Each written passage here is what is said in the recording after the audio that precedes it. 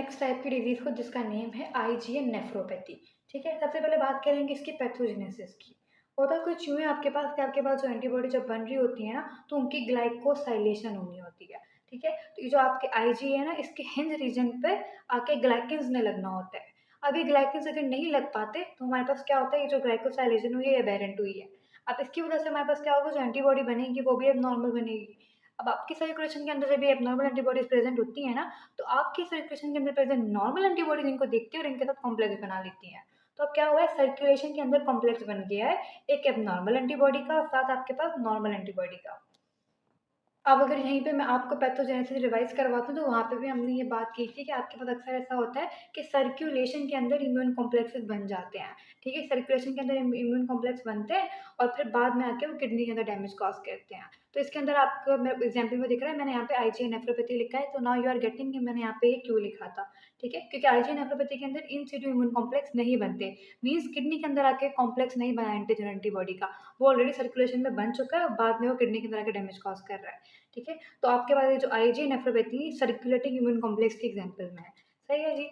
Coming back to our topic, तो यहाँ से भी इसको रीड दे देते हैं। यहाँ पे क्या लिखा है, there is defect in the attachment of the glycans to the hinge region of the IgA. IgA के हिंज रीजन पे आपके ग्लाइकेंस में लगना था, उसका अटैच होना था, लेकिन उसके अंदर आ गया डिफेक्ट, जिसकी वजह से आपकी जो ग्लाइकोसाइलेशन हुई है वेरेंट हुई है। अब इसकी वजह से क्या होगा कि आपके पास जो एंटीबॉडी बनेंगी वो नॉर्मल बनेंगी। फिर ये जो नॉर्मल एंटीबॉडीज हैं आपकी आईजीजी, जब आपकी नॉर्मल एंटीबॉडी को देखेंगे उसके बाद कॉम्प्लेक्स बना लेंगी और ये जो कॉम्प्लेक्स बन जाएगा ये डिपोजिट होना स्टार्ट हो जाएगा किडनी के मेसेंजियम में, क्योंकि वहाँ पे उस आईजीए के रिसेप्टर प्रेजेंट है जिनका नेम है CD71। तो this was the pathogenesis of the IgA nephropathy. अब अगर हम बात करें, ये आपके पास मोस्ट कॉमन टाइप है और इसका सेकेंडरी कॉज दूसरी चीज़ें भी हो सकती हैं। लाइक हो सकता है कि ये लिवर और इंटेस्टाइन डिजीज की वजह से हुई हो, या फिर हो सकता है कि ये आपका रेस्पिरेटरी इन्फेक्शन के बाद हुई हो। ठीक है, क्योंकि आपको पता है आपकी जो आईजी होती है आपकी सिक्रीशन के अंदर प्रेजेंट होती हैं, तो इनकी एसोसिएशन इन सब डिजीज के साथ इसलिए ही है क्योंकि आपके पास आपकी जो सिक्रीशन है उसके अंदर आपके पास आईजी आप जो एंटीबॉडीज होती है वो देखने को मिलती है। ठीक है, तो आपका प्राइमरी कॉज तो यही है कि ग्लाइकोसाइलेशन एबेरेंट हुई है, लेकिन सेकेंडरी कॉज ये सारी डिजीज भी हो सकती हैं, लिवर, इंटेस्टिनल और रेस्पिरेटरी इन्फेक्शन। ठीक है जी। अच्छा, और इसके जो सिनेरियोज आते हैं वो भी कुछ इस तरह ही आते हैं कि कोई आपके पास पेशेंट है, वो पहले रेस्पिरेटरी इन्फेक्शन के साथ प्रेजेंट कर रहा था, बाद में उसके साथ क्या हुआ कि उसकी जो यूरिन है उसके अंदर ब्लड आना स्टार्ट हो गया। ठीक है, और साथ आपको कुछ और हिंट भी दे देंगे तो आप डायग्नोज कर लोगे कि वो आईजीए नेफ्रोपैथी है। तो इसकी क्लिनिकल फीचर्स में आपको याद रखना है कि हेमाटोयूरिया तो आपको मिलता ही मिलता है। ठीक है, फिर साथ हो सकता है कि आपको प्रोटीनूरिया देखने को मिले या फिर ना मिले, लेकिन आपको हेमाटोयूरिया देखने को मिलता ही है। तो आपके पास ये मेनली नेफ्रेटिक नेफ्रोटिक का मिक्सचर है, लेकिन अगर इन दोनों में से चूज करना हो तो आप कहोगे कि ये नेफ्राइटिक है। उसके बाद अगर हम बात करें इसकी माइक्रोस्कोपी की, तो इसकी माइक्रोस्कोपी भी आपको बहुत डिफरेंट तरह से प्रेजेंट करती है।